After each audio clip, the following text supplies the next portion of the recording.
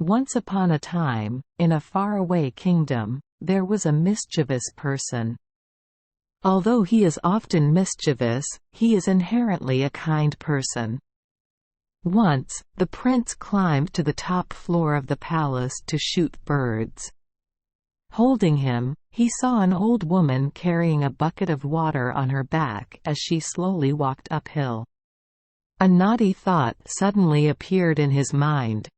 He raised the crossbow and aimed at the old woman and number 39's water barrel. The rock flew and penetrated the old woman and number 39's water tank, causing water to flow out onto the ground. The Lao lady was both angry and sorry for the lost water. She prepared insults for that useless person. But when she raised her head, she was speechless and speechless. Even though they were angry, no one dared to blaspheme against the royal son, the king and number 39's son. The old woman bent down and cried while trying to fix the hole in the barrel. Seeing this, the young prince felt regretful for what he had done. He quickly ran downhill to help the old woman. He used a piece of wood to plug the hole and ran down to the river to scoop up a bucket of water to help her get home. The old woman calmed down and looked at the smiling prince. She silently prayed for him to be happy and hoped he would get one. She said, "My young prince, you are a kind man. I hope that you will marry Dronmaki." The prince had never heard of this name before. He was surprised and asked the old woman, "Grandma, who is Dronmaki? Is she beautiful? Where does she live?" "Dronmaki is a fairy. She is very beautiful. She lives far away from here." Hearing what the old woman said, the prince decided to find Dronmaki to marry her. He asked the old woman a lot about her. Seeing that the prince was passionate about the girl he had never met, the old woman said, "Where Dronmaki lives is a long way from here. If you go on horseback, it will take 10 days and 10 hours. I will go to an orange grove at noon on the 10th day. In the middle of the orange forest there is a huge tree, which is Dronmaki and #39's house. Climb up the tree, find an orange, put it in your breast pocket and then quickly leave. But you must remember not to peel or look at the orange. Because if you do that, Dronmaki will fly away." The prince thanked the old woman and said goodbye to her. Just as he was about to leave, the old woman added, "Before you go, you should choose a good day, otherwise you might encounter a hurricane or some misfortune." The prince returned to the palace and he could not wait any longer. He wanted to leave immediately. He did not dare to ask his father and number 39's permission, afraid that he would stop him. He crept into his room like a thief. When the sun had disappeared behind the hill and everyone in the palace had fallen asleep, he went to the stables and chose a white horse. Because he was in such a hurry, he didn't and #39's ask any fortune teller. He jumped on the horse and rode under the moonlit night, in the direction the old woman pointed. The horse and its owner traveled day and night without rest, passing many snow-capped mountains, many villages, many rivers and fields. On the morning of the 10th day he came to a dense forest. He and his horse went into the forest. In the middle of the forest he saw a large orange tree, lush with bright yellow oranges. Prince looked at it for a while, thinking that it was indeed a bustling orange tree. He climbed up and started looking for the oval orange as the old woman told him to do. After searching for a while, he discovered the orange he was looking for. He cried out happily and quickly picked the orange and put it in his breast pocket. Right after that, a storm arose. Soil and rocks flew flying. Heaven and earth seemed to be spinning. The orange tree buckled up and down before the hurricane. The prince suddenly felt regretful for not following the old woman and number 39's advice to choose a good day to leave. He tried to hold on tightly to the tree branch, waiting for the storm to pass. But how can we wait long before the wind becomes stronger and stronger? A whirlwind knocked him to the ground. Even though he fell, he still held on tightly to the orange in his pocket. When he woke up, he didn't and #39 know how long he had been lying down. The wind has calmed down, his white horse is grazing nearby. He saw the orange still lying in his pocket.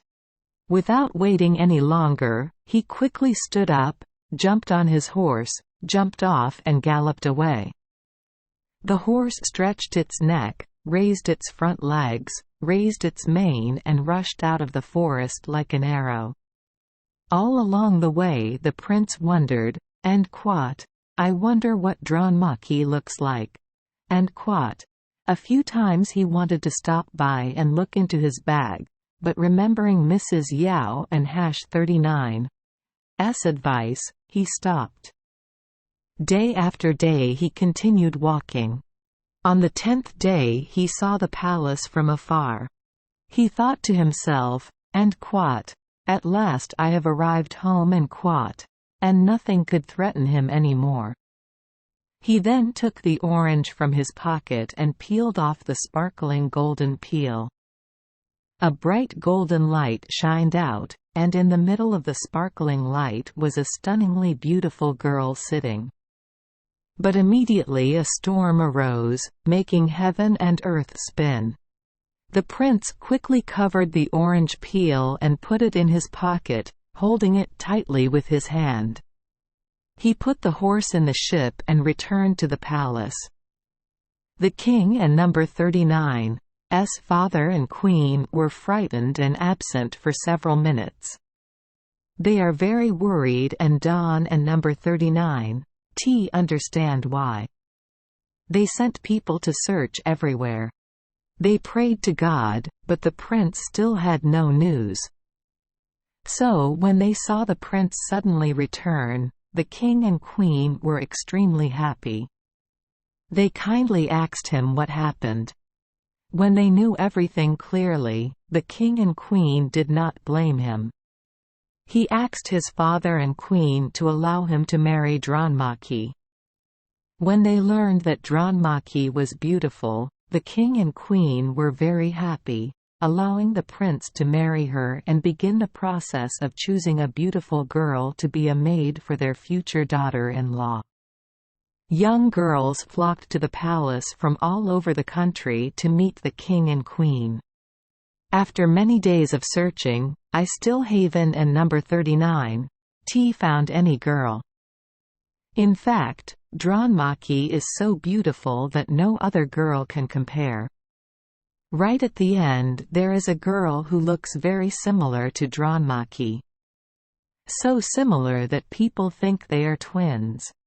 Seeing her, the king, queen and prince immediately agreed. They chose the girl to be Dronmaki and #39's maid. No one knew that that girl was evil. After the wedding day, the prince and Dronmaki lived happy days. They really love each other. As for the maid, she was busy thinking about how to get the two of them apart and separate them. A group of princes and Dronmaki went into the forest. The prince felt tired. He lay down with his head on Dronmaki and #39's chest. The maid went with them. Seeing that the prince was fast asleep, she pursed her lips in thought, and a cruel thought suddenly flashed in her mind. She immediately said to Dronmaki, "Everyone says you are beautiful. But I think I and number 39's still more beautiful. If you Don and number 39's Believe it, let and number 39. Leave the prince here and shine on the tiger and number 39. Face, and we and number 39. Know who and number 39. More beautiful. Dronmaki knew that she was the most beautiful of all the girls, so she definitely refused to lose. So she agreed to go to the lake. Dronmaki gently lifted the prince and number 39's head from his chest and placed it gently on the grass, then took the maid and number 39's hand and walked to the lake shore. Under the clear water they saw two beautiful girls as identical as twins. But looking closely at each note, it and number 39's fair to say that Dronmaki is still more beautiful. Her posture still looked more elegant and softer. The witch disguised as a maid knew that, but she refused. She said, "I and number 39 am not more beautiful than you. It and number 39's just that our clothes and jewelry are different." She looked at her clothes, which were all expensive and precious, and the jewelry is sparkling and colorful. Meanwhile, my clothes are simple, and my jewelry is simple. If you don and number 39's, believe me, just exchange clothes and jewelry for me, I and number 39's be worse than you. Dronmaki did not suspect the maid and number 39's evil intentions. She thought, and quote, no matter what, I and number 39's am still more beautiful than her. And quote. She undressed and took off her jewelry, then put on her maid and number 39's clothes and jewelry. The witch pointed down at the two silhouettes under the water and exclaimed, "See, the person behind you is still more beautiful, right?" Dronmaki looked down at the lake to see if that was true. Quickly, the witch pushed her with all her might. Dronmaki fell into the water and sank to the bottom. The witch smiled evilly and then returned to where the prince was lying. She gently lifted the prince and number 39's head and placed it on her chest, exactly in the position she had previously seen on Dronmaki and #39's chest. A moment later the prince woke up. He opened his eyes but was still sleepy. He said, "Oh, I laid my head on your chest and slept soundly." The witch imitated Dronmaki and #39's voice and replied, "My prince, you have been sleeping for a while. Let and number 39's go home." The prince did not find the maid strange, because she was always by Dronmaki and #39's side. He asked the witch, "But what about the maid, where is she?" "I sent her home, I Don and number 39's need her anymore." Then the prince suddenly realized there was something odd about his wife and number 39's behavior, although he could and #39's say exactly what it was. He stared at his wife with suspicion. The witch was startled when she saw the prince looking at her like that. She smiled wryly and said, "Why do you look at me so strangely?" The prince hesitantly replied, "It seems she has changed." Her voice was also different and she looked strange too. Sly. Because I am number 39's a fairy, of course I will change after living with people on Earth. I will change again. The prince remained silent and did not ask any more questions. A few days later a golden lotus bloomed on the surface of the lake. The flower gently sways and sways when a gentle breeze blows. One day, the groom was feeding his horses by the lake when he suddenly saw something sparkling gold far away on the surface of the lake. When we got closer, it turned out to be a golden lotus flower. He quickly ran back to tell the prince. Lately, the prince has been feeling bored. He saw that his wife had changed a lot, no longer as gentle and graceful as before. So when he heard the horseman announcing strange news, he went right to the lake. But strangely, the lake and number 39's surface remained calm without a ripple, let alone a golden lotus. But the prince was still not disappointed. Early the next morning he ran to the lake again. The water surface is still nothing but rippling waves. The third day was still the same.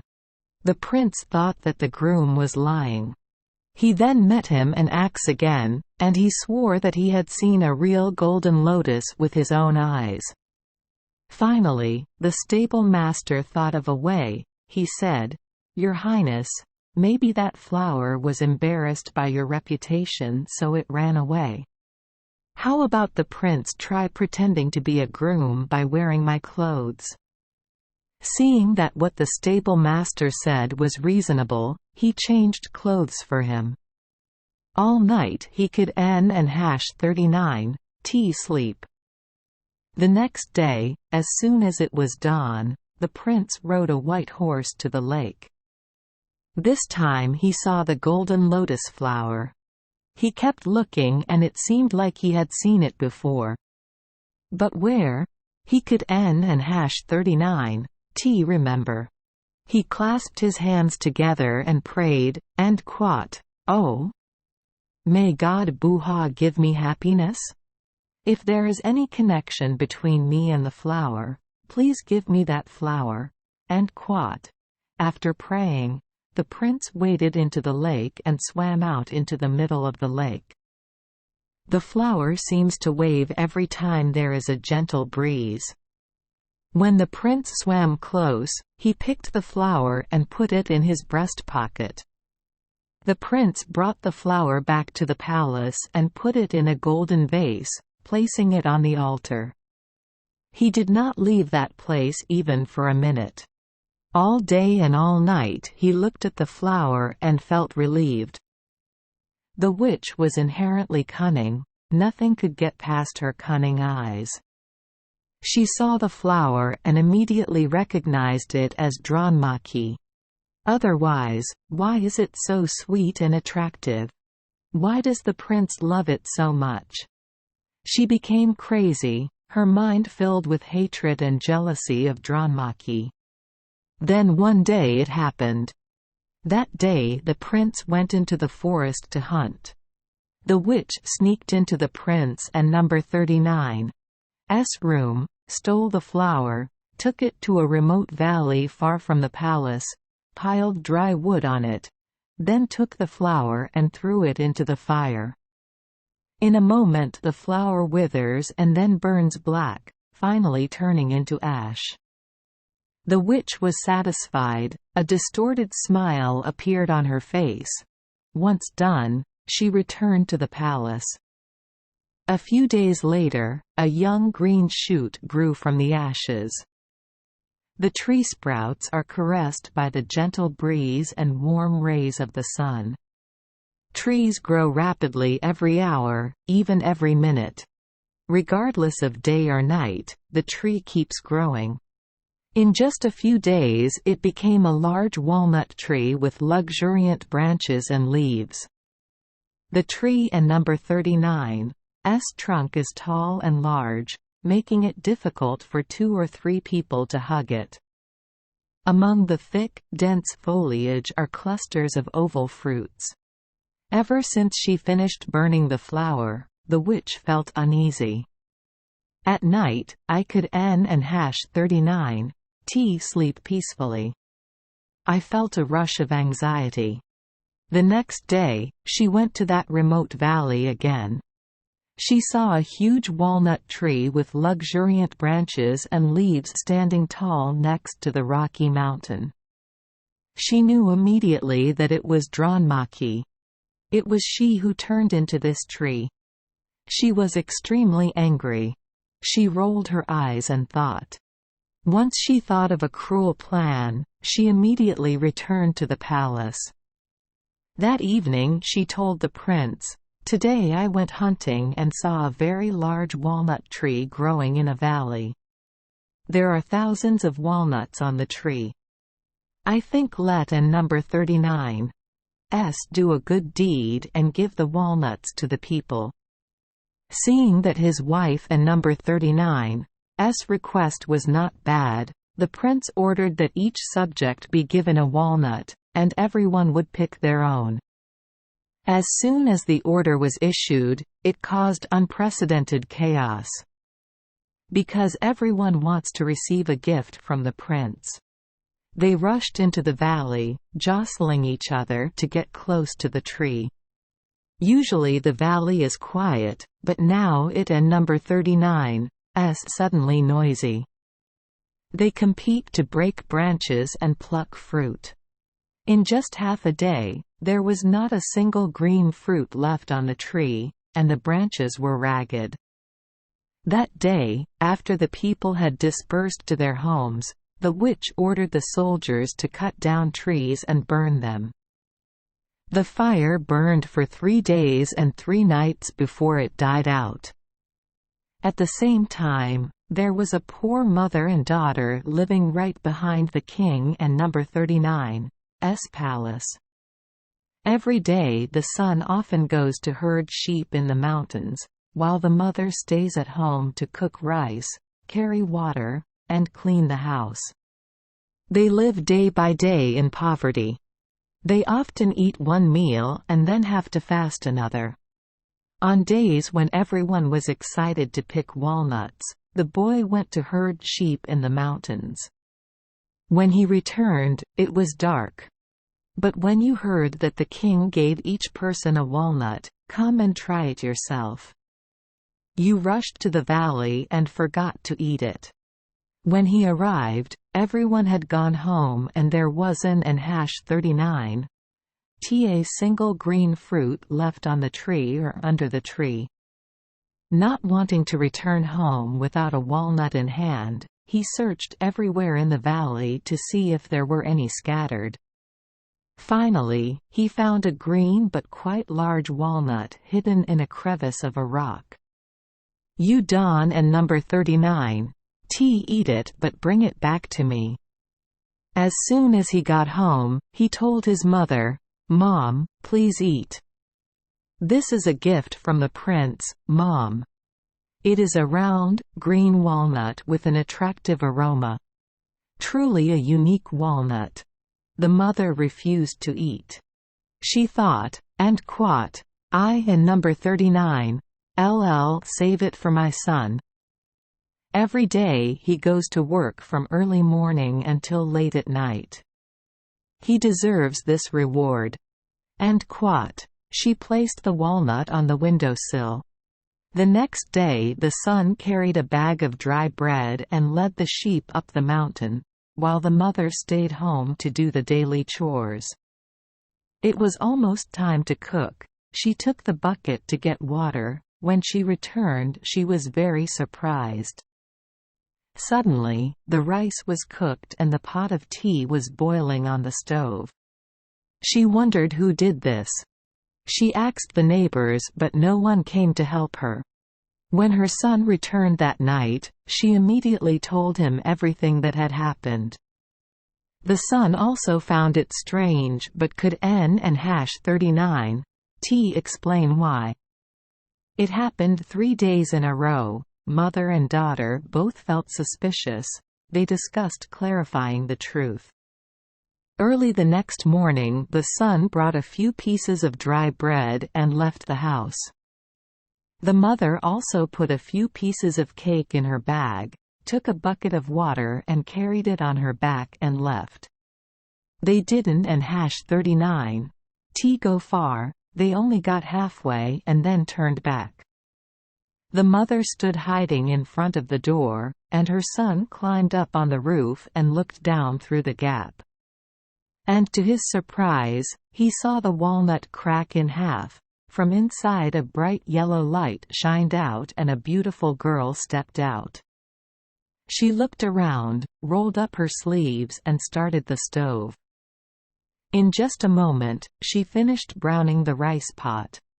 The mother stood silently, her eyes never leaving the girl. Her grandmother remembered who and number 39's daughter she was that she had never met. But she could N and #39 T remember. When the rice and water were finished cooking, the girl walked towards the window. Just as she was about to get into the walnut, the mother pushed the door in and hugged the girl tightly, asking, "Who are you? Are you a fairy or a witch?" "I and number 39 am not a witch. I and number 39 am the fairy Dronmaki." "A fairy? No wonder you are so beautiful. But why do you have to live in a walnut?" Dronmaki immediately told her everything that had happened. After listening, the mother loved the girl very much. She wiped her tears and said, "I am very poor and only have one son.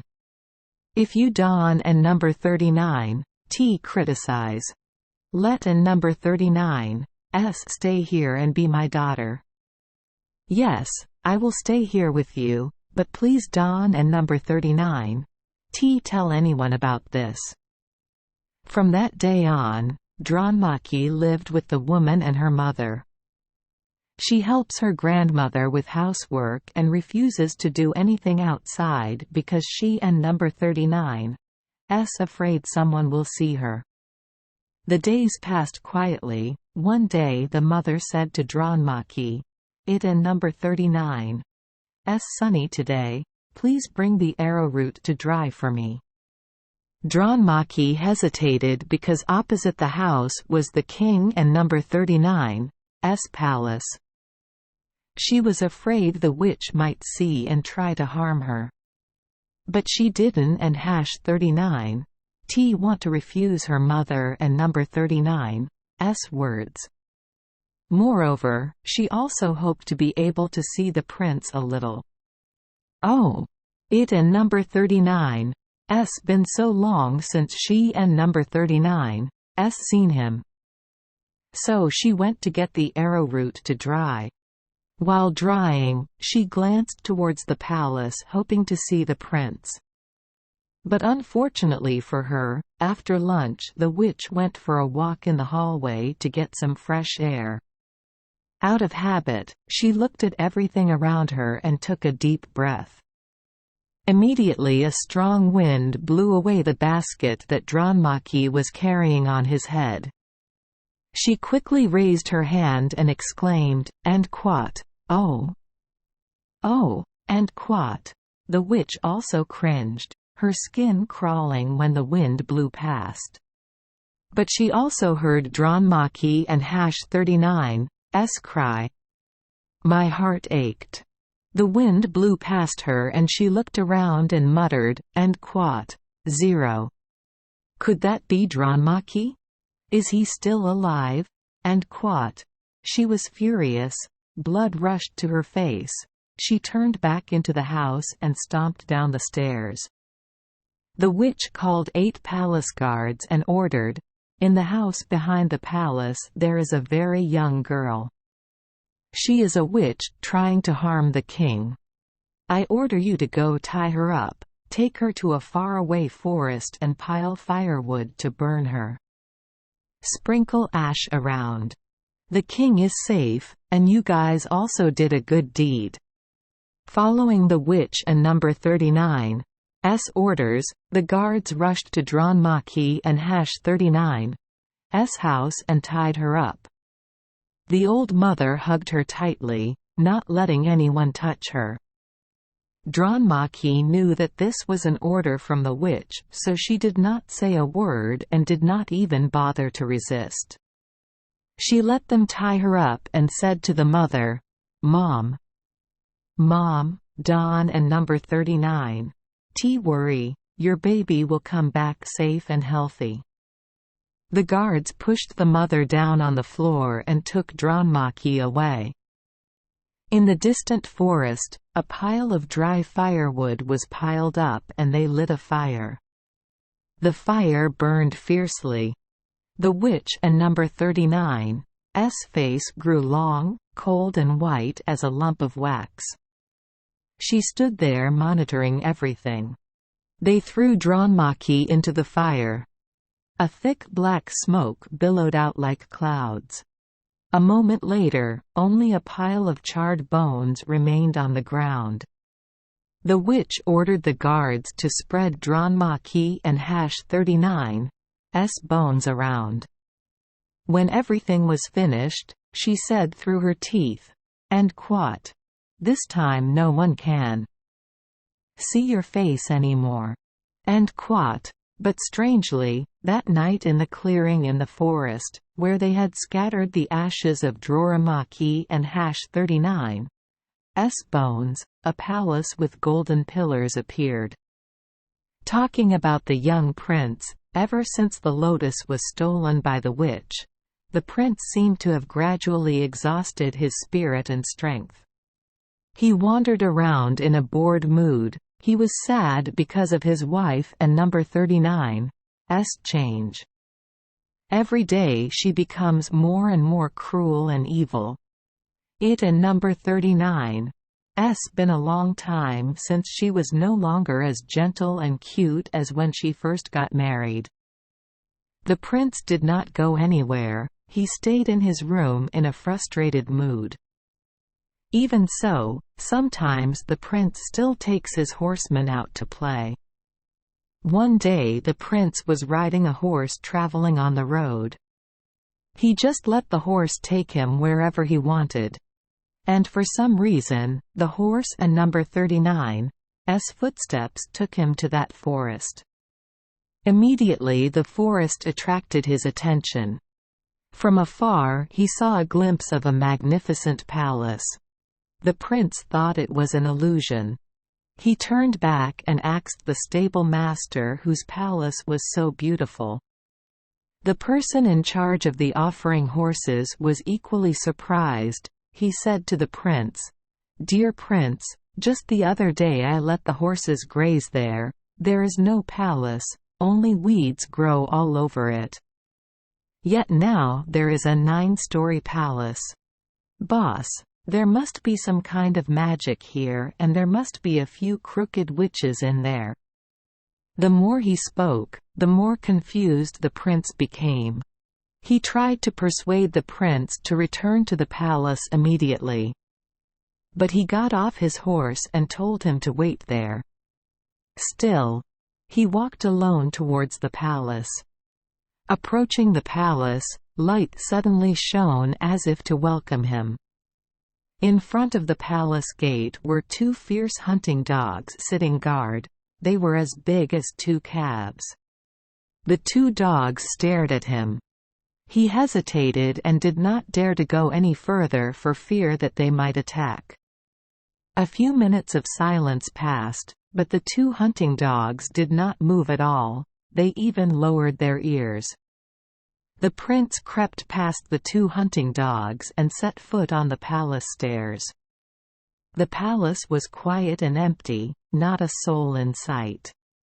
He climbed the stairs to the 2nd floor. There was no one here either. He was surprised and wondered why such a large and beautiful palace was uninhabited. He wanted to find out the cause, so he continued climbing to other floors. Finally he reached the 9th floor, the top floor. In the building and number 39's shrine, he saw a beautiful girl sitting there. When she saw him, her lips moved as if she wanted to say something but she could and #39's say a word. She lowered her head and looked very miserable. The prince stopped and thought in surprise, "And quat? I seem to have seen this beautiful girl somewhere before. Her face looks very familiar." And quat, but he could #39's remember who she was. A few seconds of silence passed, And finally the girl spoke. "Prince, Don and number 39. You recognize me?" The prince found her voice gentle, warm and very familiar. Suddenly he seemed to wake up from a dream and he remembered. He thought to himself, "Oh my God, could this be Dronmaki? That and number 39. Right, this is Dronmaki." But then he became suspicious because Dronmaki was currently at home. Or is she a witch in disguise? Seeing the prince and number 39's doubts and silence, the beautiful girl said, "Dear prince, I am Dronmaki. I am your Dronmaki." The prince looked intently at the girl and asked, "Are you really?" Question mark. The girl answered without any hesitation, "Yes. You are truly Dronmaki." 2 tears flowed down the girl and number 39's cheeks. Ko began to tell the prince all the evil and cruel actions of the witch who harmed her. She could and #39 hold back when she told her story. Tears kept falling profusely down her gentle and beautiful face. Finally she said, "Our suffering is over, from now on happiness will come. We will never encounter disaster again." The prince thought. There is no doubt anymore. I feel that my wife has changed into another woman. She is not the real Dronmaki but a witch in disguise." Thinking so, the prince was extremely indignant. He wanted to return to the palace immediately to kill the witch to avenge Dronmaki. Dronmaki calmly said, "You Don and number 39 need to look for her anymore. She will fall into the trap herself. That was her fate." Speaking of the horseman, he waited for the prince for nearly a day next to the palace but did not see the prince come out. He was too frightened to wait any longer, so he rode his white horse back to the king and number 39's palace. He went immediately to the witch and said, "Oh, Ma and number 39, over there is a castle built by an evil witch.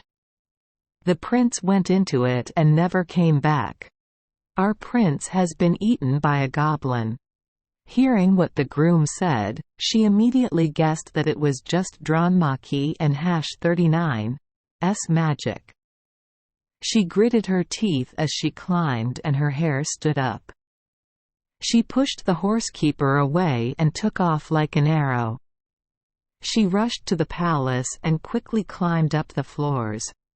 But just as she reached the 9th floor, she lost her footing and fell to the 1st floor.